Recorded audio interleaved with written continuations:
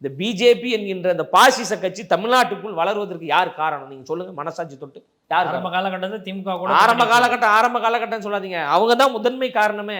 H ராஜான்னு ஒரு நபர் இருக்கார்ல, தமிழ்நாட்டில் தொடர்ந்து இஸ்லாமியர்களுக்கு எதிராகவும் கிறிஸ்தவர்களுக்கு எதிராகவும் வன்மமான வார்த்தைகளை பேசிக் கொண்டிருக்கின்ற எச் ராஜா போன்ற நபர் எல்லாம் தமிழ்நாடு சட்டமன்றத்திற்குள் உட்காருவதற்கு யார் காரணம்? யார் காரணம்? திமுக கூட்டணி தான். திமுக வெக்கமே இல்லாம வாய்க்கிலேயே நீங்க பேசிட்டு இருக்கீங்க, நாங்க பாசிசத்தை வீழ்த்துவோம், சர்வதிகாரத்தை வீழ்த்த போறேன்னு. நீங்க கூட்டணி வச்சவங்க தானே, நீங்க தானே வளர்த்து விட்டீங்க. காலகட்டத்தில் கூட்டணி வச்சிருக்காங்க.